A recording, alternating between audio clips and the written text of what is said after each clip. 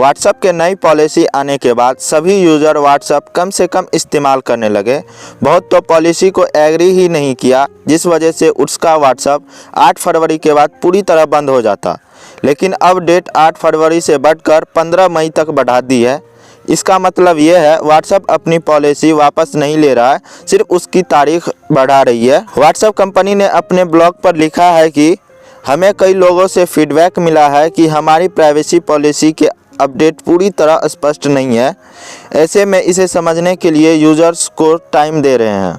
अब आपके दिमाग में बहुत सारे सवाल आते होंगे, जैसे कि पॉलिसी की तारीख बढ़ाने से हमें क्या फ़ायदा होगा, जो यूज़र पॉलिसी एग्री कर चुके हैं उनका क्या होगा, क्या व्हाट्सएप को अनइंस्टॉल करके फिर से इंस्टॉल किया जाए तो फिर से एग्री करना होगा, यदि हम व्हाट्सएप को अनइंस्टॉल कर दे तो क्या डेटा कंपनी के पास नहीं रहेगा, व्हाट्सएप सर्वर से डेटा डिलीट करने का पूरा तरीका क्या है।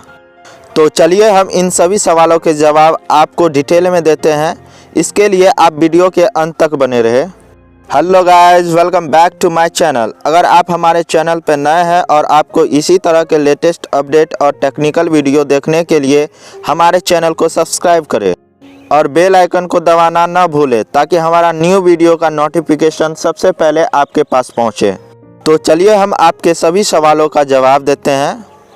पहला सवाल, पॉलिसी की तारीख बढ़ने से यूजर्स को क्या फ़ायदा होगा। कई यूजर्स कंपनी की नई पॉलिसी एग्री नहीं कर रहे थे। ऐसे में उनका अकाउंट पर 8 फरवरी को बंद होने का खतरा था।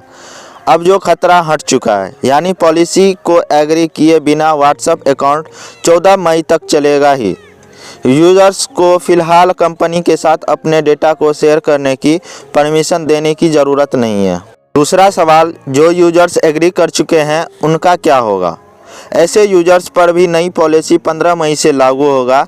इस बात की जानकारी व्हाट्सएप कंपनी ने सभी व्हाट्सएप यूजर्स के स्टेटस पे एक नोटिफिकेशन लगाया है। कंपनी की ओर से बढ़ाई गई तारीख सभी यूजर्स पर लागू है, यानी जो पॉलिसी एग्री कर चुके हैं और जो एग्री करेंगे। 15 मई से पहले आपके अकाउंट्स का डेटा कंपनी फेसबुक और इंस्टाग्राम के साथ शेयर नहीं करेगी। यूजर का जो डेटा शेयर किया जाएगा उसमें location, IP address, time zone, phone model, operating system, battery level, signal strength, browsers, mobile network, internet service provider, language, phone का ईएमआई शामिल है। तीसरा सवाल, व्हाट्सएप को अनइंस्टॉल करके इंस्टॉल किया जाए तो पॉलिसी फिर से एग्री करनी होगी। नहीं, यदि आपने पॉलिसी को एग्री कर लिया है एक बार तो इसका नोटिफिकेशन आपके पास फिर से नहीं आएगा। इसका मतलब यह है कि आपने कंपनी को डेटा शेयर करने का राइट दे दिया है। यदि आप व्हाट्सएप किसी दूसरे नंबर से बनाते हैं तो फिर से आपको एग्री करनी होगी।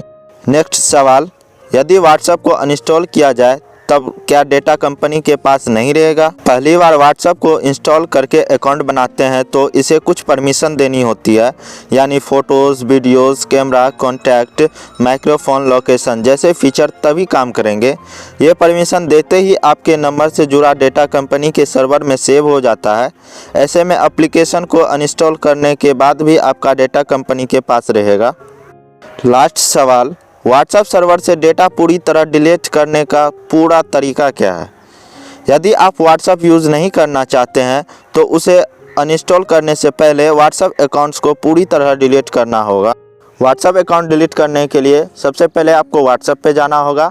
अपर राइट साइड में 3 डॉट पे क्लिक करना होगा, उसमें आपको सेटिंग में जाना होगा।